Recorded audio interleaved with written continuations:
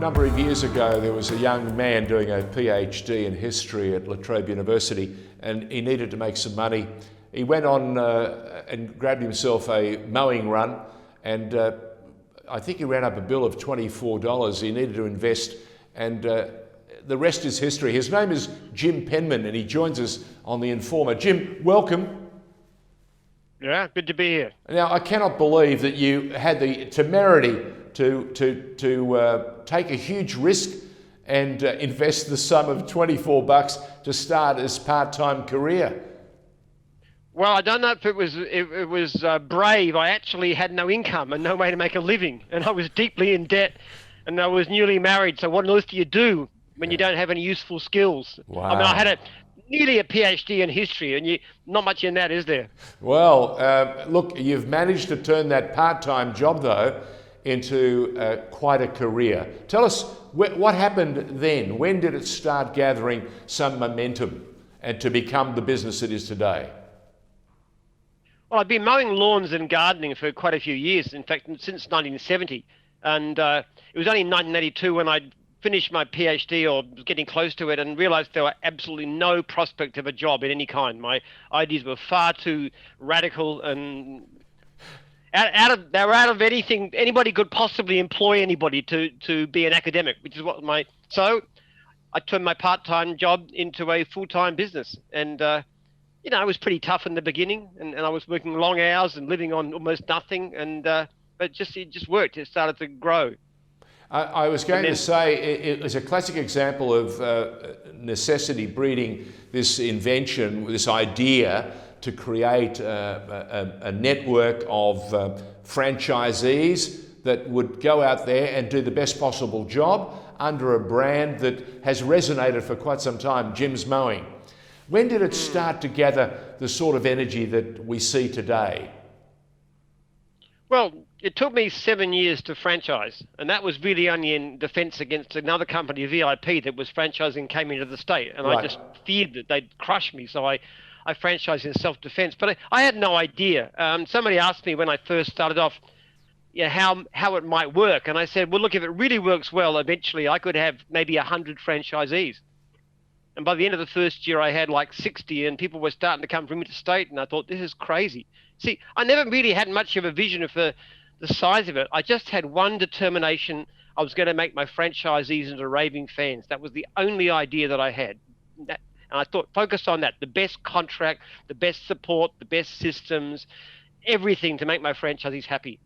Is that why you're working so hard right now and making so much noise for your franchisees? Yeah, absolutely. It's always my first. Look, personally, I'm not that affected by the whole thing. We've got good income.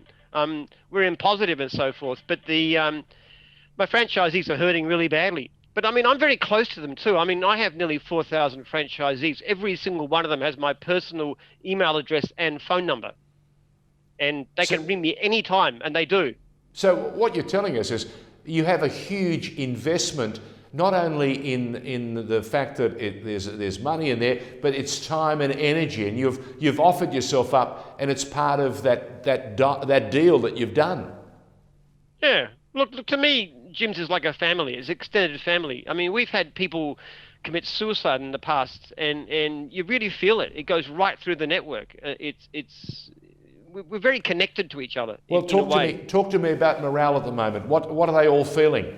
Well, pretty bad. People are pretty upset, pretty angry. I mean, the suffering that goes on is dreadful. We've got one poor young girl in Dogwash, and she's actually got no income. She's on a bridging visa, so no government money. She's basically begging leftovers from neighbours. We've been, myself, my franchisor, and been lending her money and so forth, and trying to help her and give her, things like Uber Eats vouchers so she can eat. She's like trying to plant things in her garden to try and grow quick enough so that you can have some food. But wow. The trouble is she's probably going to be evicted. I mean, this is just terrible in this modern day and age, this suffering. And yet she's got a business, she's got a van, she could be out earning money, she's no threat to the public or anybody else in terms of health. Why is she forbidden by law to work? What are you hearing through the official channels? Are they listening to your seeking support? Yeah, this is a very amusing thing if it wasn't so tragic. The Premier boasts about how he intensively liaises with business. Well, I tell you what, I am the only spokesman for tens of thousands of small traders in this state. I have written him 3 open letters, which has been widely reported on the media. They've been repassed by thousands of people. I'm sure he's been inundated with them. I haven't even got a 2-line response for the Premier, yes, I hear you. He doesn't listen at all. Why would he seek to distance himself so far from any businesses, let alone from someone who's so successful and has so many thousands in his keeping? Why does he do it? Because I don't vote for him, of course, because I'm a small businessman, and who would vote for, what do you call him, Chairman Dan? I mean. Seriously, we're not a natural constituency. I mean, what he would like more than his absolute wet dream would be to have every small business in Victoria wiped out, and we all go for work for large corporations and join unions and pay big fees to the Labor Party. That would be great, or be on the dole. Either way, wouldn't matter. Either way, total control. From day one, you said that your businesses, and you've restated that comment right now, could go about cutting the lawns, fulfilling their commitments without breaking any of the health restrictions. Is that a guarantee from your side? Well, there's no way that our people are a threat. The original guidelines from the Department of Health and Public Safety was that the sole traders working alone can operate. That was right at the top of the whole thing, because clearly no danger to public health. What happened the next week, the Premier goes on a press conference and says, no more mowing, no more gardening. Now, why did he say that? Obviously, because he didn't even know what his own department had said. I mean, this was very carefully defined regulation, scientifically worked out, in consultation with health authorities, with doctors and so forth. These people are no risk to public health, let them go. The Premier changes that. So if he was a certain kind of man, he would say, look, I made a bit of a mistake. The guidelines clearly say you can, there's no risk to health. Or the other alternative is to say, well, let's throw tens of thousands of Victorians out of work. That was a very easy decision for a man like our Premier. And that's what he did. And he has flatly refused. I have asked him in my letters, I've said many times, can you explain why you have disregarded the advice of your own experts? Why is it that council gardeners in groups can do work that our own people cannot? What is your expert advice to say that our people present any risk to the public? Not one answer. He doesn't have any answers because he hasn't got anything to say. He knows quite well we are not a risk to health. He just won't back down because it might make him appear politically weak. So what's next? We are pressing it. I'm getting a legal opinion to actually, not for ourselves to approach the government, for our franchisees and independent contractors too, I'm speaking for them, to actually apply to the government. There's legislation which is called the Public Health and Wellbeing Act 2008, which was authored by Dan Andrews, which allows them to claim compensation. If they don't get it, go to VCAT. We're showing them how to do it. Obviously, they won't get anything from the government. We'll see how VCAT, can he shaft VCAT? Can he bend VCAT to his will? Quite possibly he can, but we're going to try.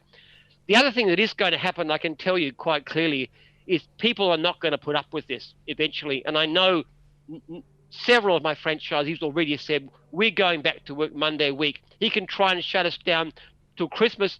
He can try and kill our businesses. We will not put up with this anymore. We're going to go out there. If they want to fine us, then do so. We'll go to court and fight them. And what we will be doing as Jim's group, we're not telling people to disobey the law, but we're saying this act is probably illegal under constitutional law. He can't do what he's doing. We will show you how to defend yourself in court. And my view is that if you get tens of thousands of people going to court and challenging the fines, the Justice Department can't cope with it. That certainly sounds like you're going to mount the best possible defence you can for, as you said, your extended family. We wish you every success. Once again, thank you for taking the time to take us through what is a very, very difficult time for a great number of people, not just your franchisees in Victoria. Thanks, George. Appreciate it. Thank you, Jim. All the very, very best. Jim Penman joining us on The Informer.